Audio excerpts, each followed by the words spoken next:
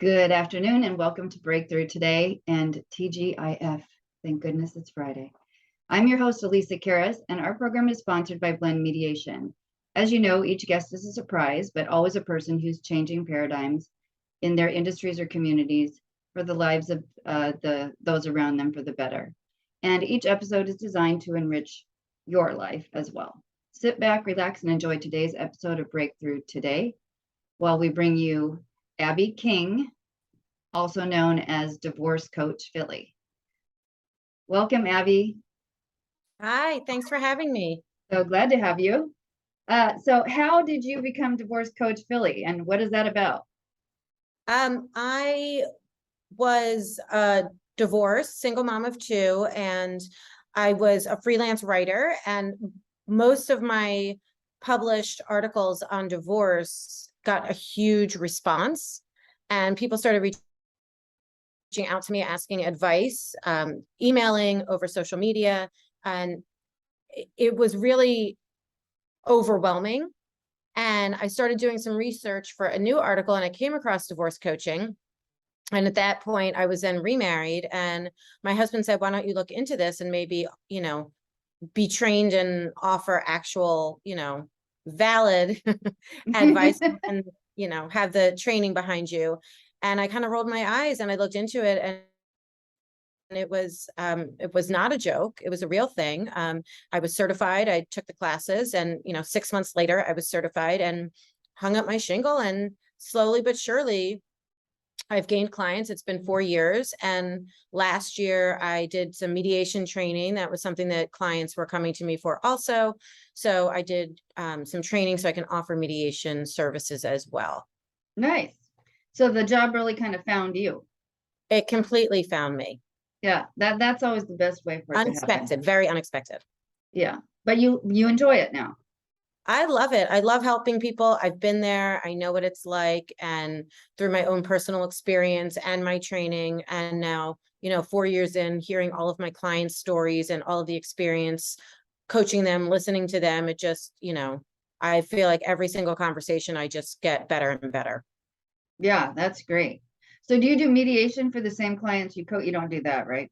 No. So if somebody calls me for, curious about both, I explain the difference and I let them pick, what really suits them best. So no, I cannot mediate for a client. I was going to say, to make that clear for people. Yeah. Yes. And so tell the audience just generally, what is divorce coaching?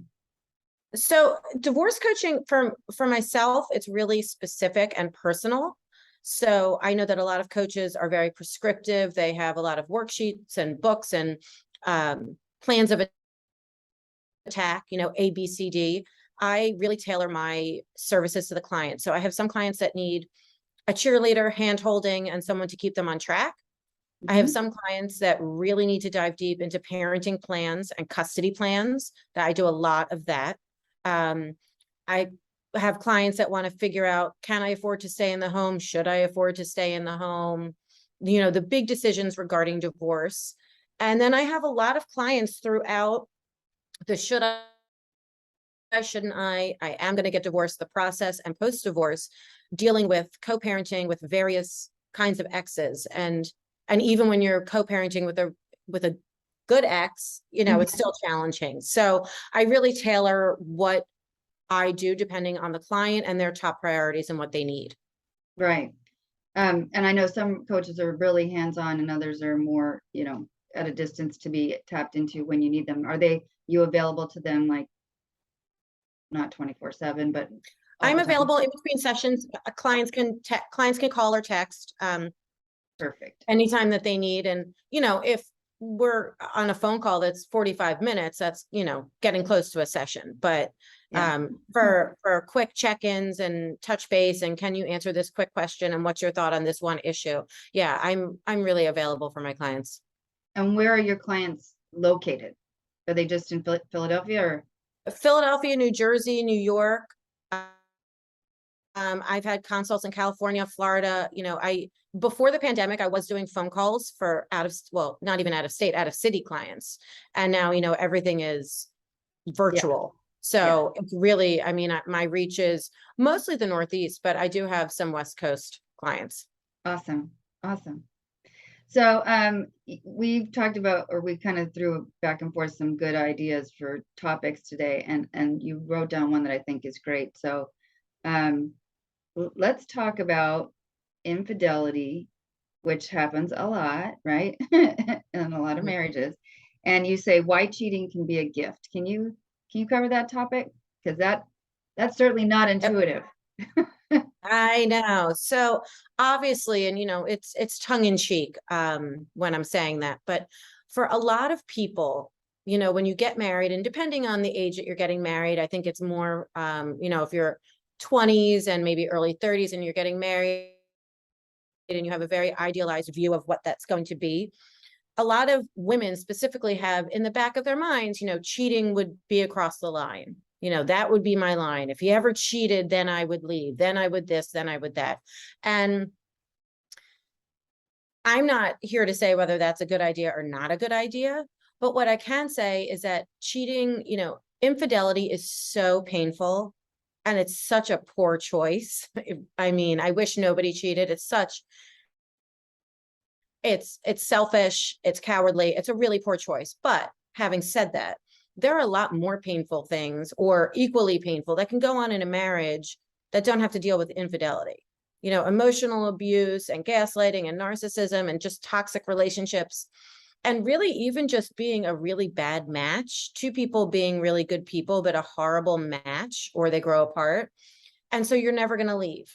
And if you're waiting for that person to cheat, it's almost like, thank God they cheated because now I can really leave, or now I have to leave, or now I can't possibly stay because he cheated, where they don't really realize that they probably should have left a long time ago, or their marriage wasn't working, or it was toxic, or they were just really unhappy. But a lot of people need something big to happen. So sometimes the cheating can be a gift because you weren't happy, you were never going to leave. You were going to keep accepting what wasn't working for you. And so finally, this is, kind of the push out the door that a lot of people need. Yeah. Oh, that's funny. I thought when you first started talking, I thought, oh, good, we're going to talk about this because it is so true how you started, that women who are in their 20s and 30s, even now, since people are getting married later. I mean, I got married when I was 23, and I did not understand that infidelity was a likelihood in most marriages. It will happen. I mean, I hate to say that, but a lot of people navigate it and are able to come back through it. And it's really, frankly, I think, endemic of other things going on. Like you're saying, we aren't a good match, or we don't know how to talk to each other, or we're just not really into this and we're just hanging on for the kids, or, whatever it is. So I like the idea of demystifying it a little bit for people and going, it's pretty darn common, unfortunately. And you're right, it is a very poor choice because of how damaging it can be. Because it makes both people really doubt their own selves, right? Right. Like, how come this thing that I believed in is not what I was told it was going to be? So I love that. I see how it can be a gift. And in hindsight, in my situations and friends of my situations, it has been, I agree. So let's talk about other reasons that people break up, and let's talk about a hot topic, if you're okay with that. Tom Brady and Giselle are getting divorced, apparently, and it's big news for everybody, right? Yes. So I saw that today, that it really is happening. Yeah, I guess so. So I also saw today that Sylvester Stallone and Jennifer Flavin, I think is her name, are getting divorced, and they've been together 25 years. So it happens. But the Brady situation. So he just wants to play football, right? I mean, so when this first started becoming news a couple of weeks ago or a month ago or two, whatever, now I think today I saw something that it seems like they are getting divorced. I saw a statement that she put out, but it's easy to say he just wants to play football and she's annoyed because he's not home with the kids, or she wants to go back to her career. It's easy. Obviously, the only two people who know are the two people in a relationship. Yeah. But I do think it's interesting that let's just go down the path of, they agreed that he was going to retire. They had a plan that he was going to be with the family more, and he changed his mind. Obviously, we make promises to each other that we break all the time, unfortunately. And it doesn't mean that if, your spouse breaks a promise that you get divorced. I really think that what it means is that these two people have looked at their life. They've been married for, I think, 12 or 13 years. And, just on the fact that he did retire for 2 weeks and then unretired, that was the initial plan. So they talked about what they wanted for, the next 5 years, 10 years, 15 years, 20 years. And it's clear that they want different things. And so it's not really about football. I mean, obviously, inherently, there's safety issues with football. And she has been publicly quoted, having concerns about concussions, which, is understandable. Yeah. But it could just be, they have different visions for what they want to do with their life. Maybe she has a different vision for the kind of partner she wants, and the availability and the access and the partnership and someone around. A professional athlete, especially the best in the world at that sport. I am not a Patriots or a Bucks fan, but arguably, you can't argue with his success, and his success is, I'm sure, related to, directly related to all the effort that and time he puts into it. Yeah. So, there's only 24, we all have the same 24 hours in a day. And, it just says to me that they just have different visions on how they want to live either the next 5 years or 10 or 20 years. And it doesn't necessarily have to be a bigger dramatic breakdown than that. And they just want different things. Yeah. And Well, I think that, yeah. there's a And lot. it's very common, obviously, in the media to have there be a bullet point response or answer to something. And that's generally not what's going on. And like you said, the only two people that know is the people in the relationship, but that's true for all of us, right? You never really know what's going on in somebody else's house. So, yeah, that's true. Well, what about marriage? Let's say you have one and you don't want to leave, right? What arguments do you pick, where do you hold your ground and where do you give a little bit? I think that, and I think it's with anything, it can be with your kids or your friends. And I can't attribute this quote to the right person because I don't remember where I heard it. But essentially, are you going to care about this issue in 3 hours, 3 days, 3 weeks, 3 months, 3 years? And that doesn't mean that every single issue, if you're not going to care about it in 3 years, that you can't talk about it. But the thing that you're not going to care about in 3 hours or 3 days, it's so cheesy, let the little things go, but everything can't be a fight. And I think to each person, it's really up to them, knowing who you are, like what's important to you. Is honesty the most important thing? Then the kinds of things you're going to talk about are going to be related to truth telling. Is respect the most important thing? Is partnership? Do you want to have somebody who also wants to be by your side 24/7, and is that what they're looking for? Some people like more independence, some people like partnership, people care about trust, people care about social activities and having the same interests as their spouse. Some people share nothing in common,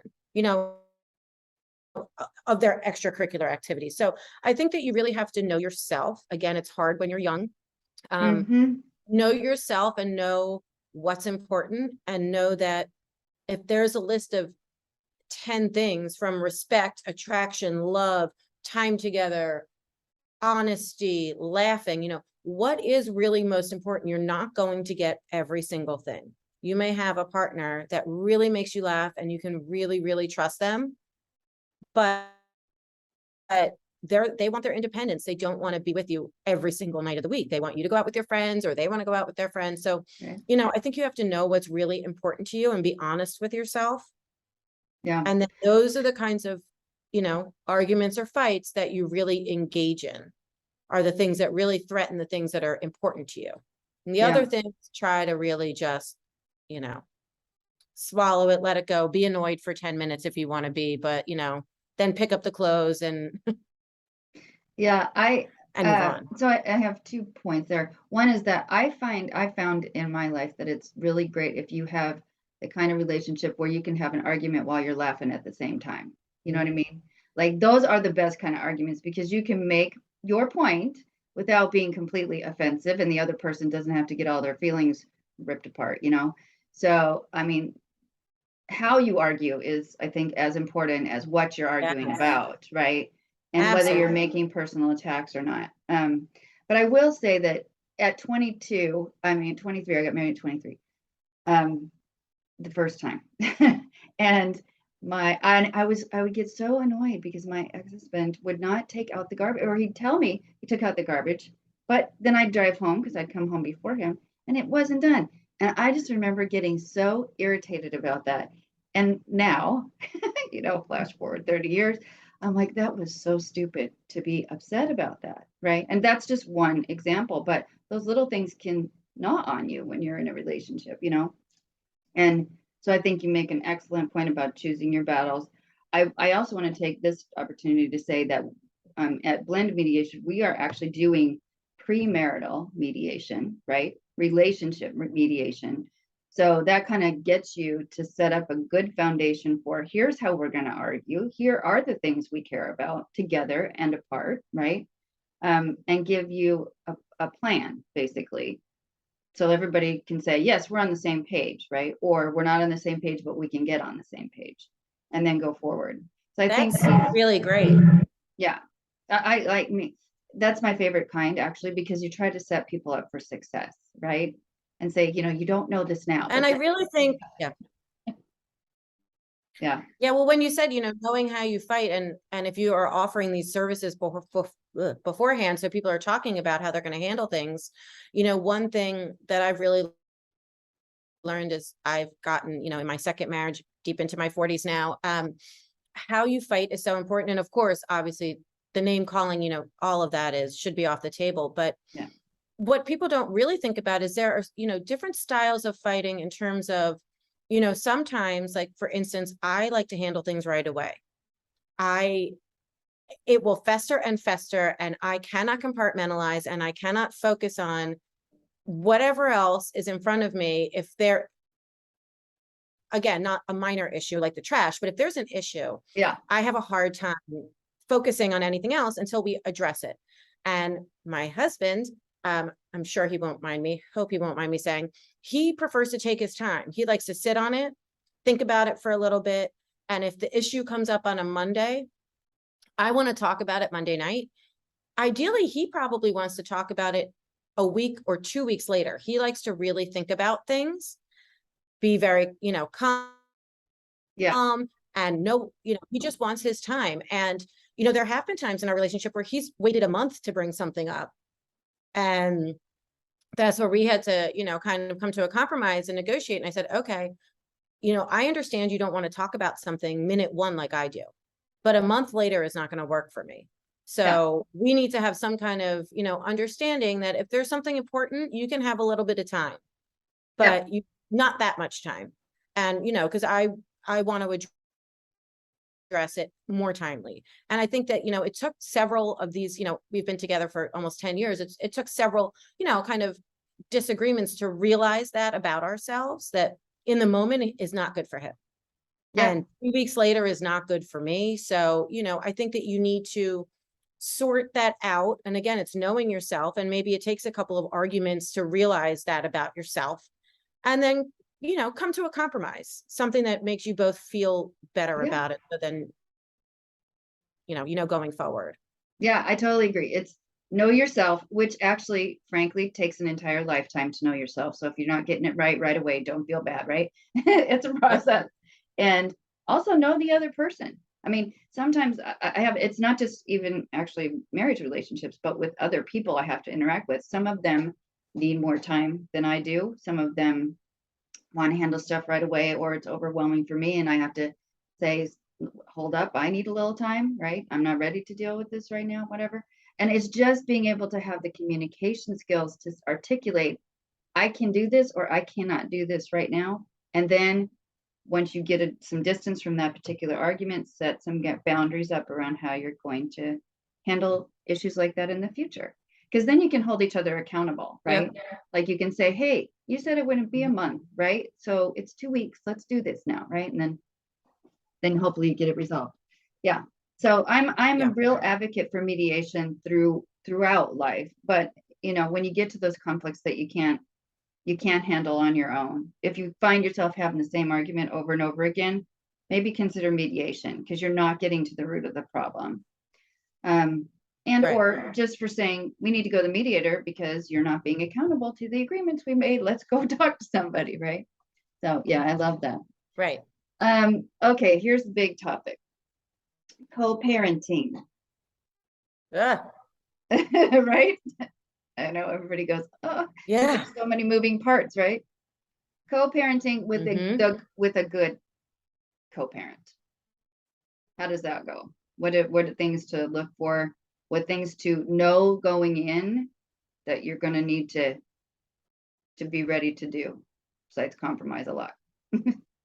Compromise a lot. I think that, with the good co-parent, and a fairly amicable situation, the best advice that I can give is that, anything that you didn't solve in your marriage is not going to be solved now, right?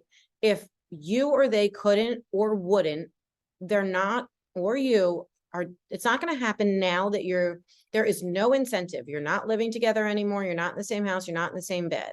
So don't retry arguments. Don't go back to, the tit and tat of the personal court between the two of you. That's all done.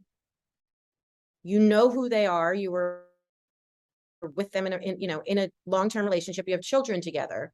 And if you can put, kind of take the marriage hat off and just put on that we are co-parents, that's it. And don't get into anything personal.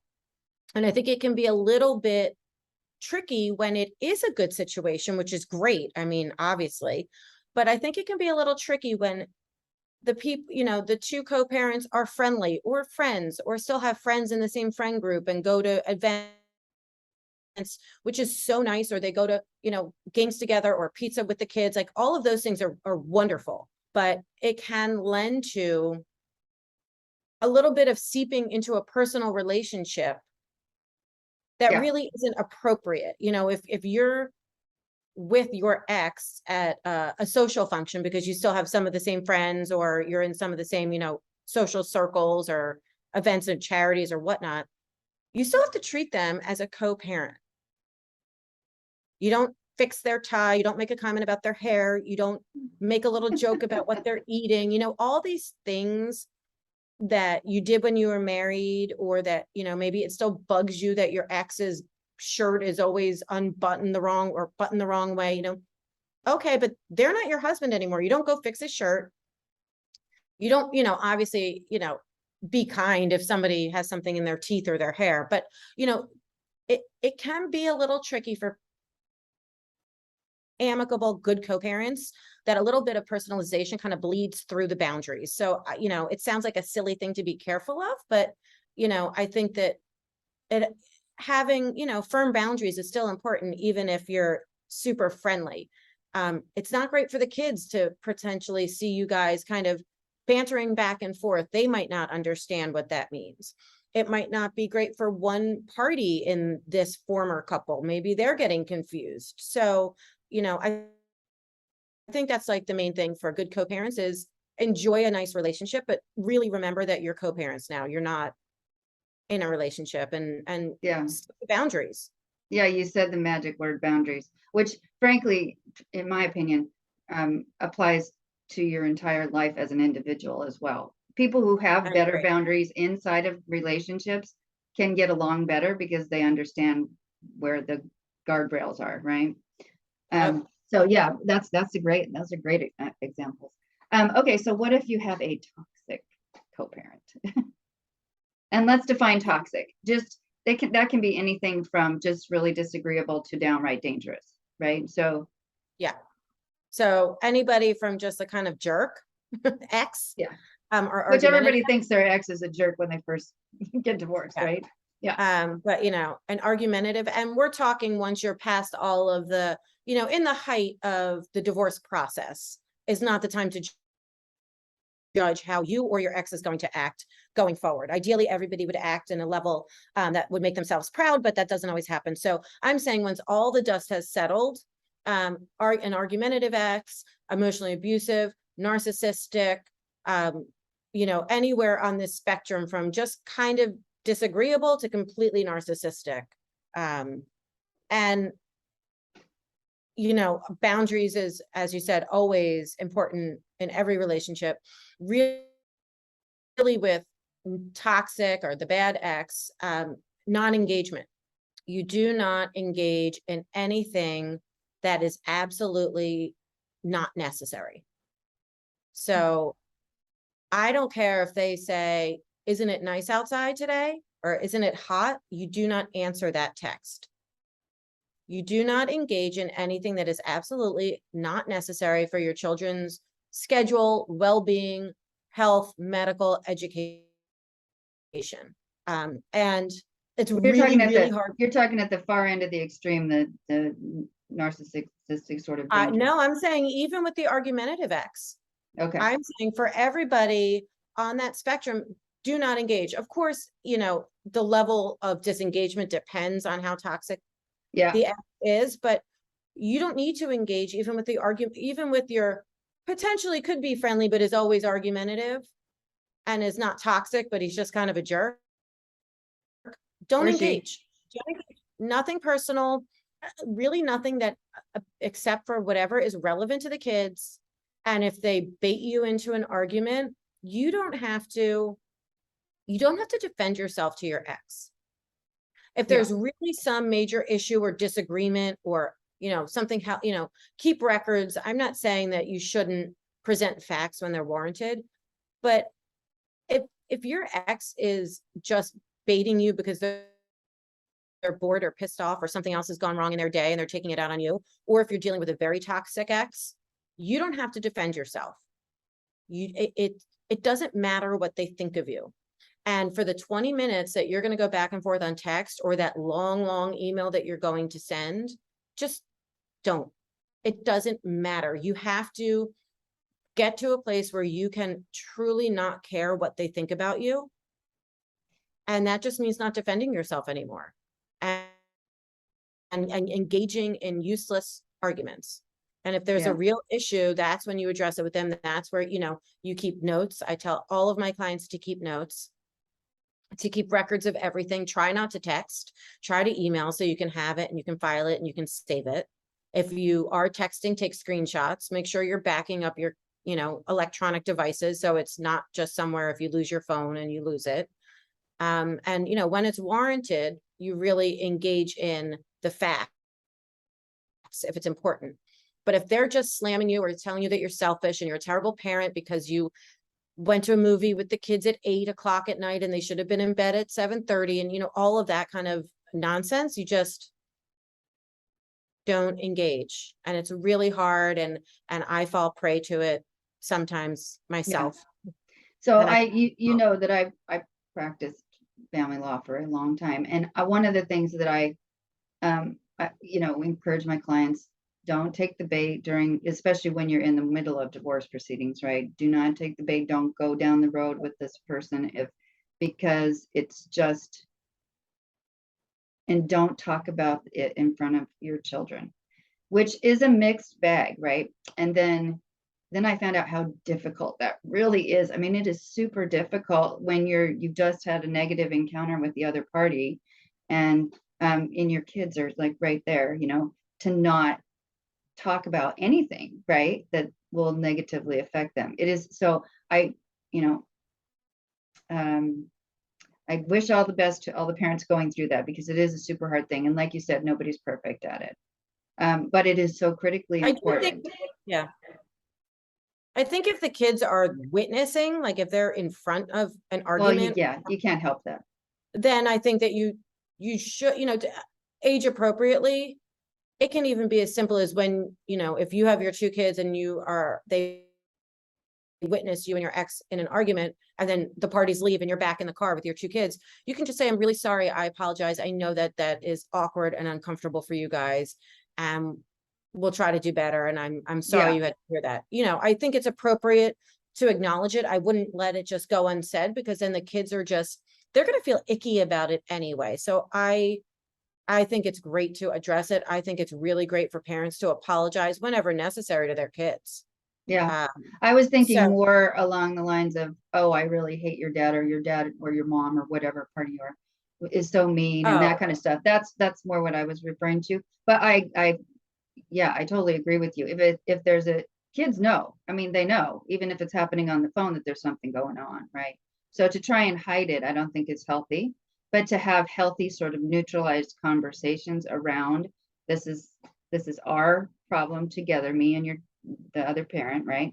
And we're going to fix it. And we love, reinforcing that they're loved because they're going to blame themselves anyway. Kids are just like that. So, yeah. yeah. But that's the major I mean, I that's the really, major question. ideally,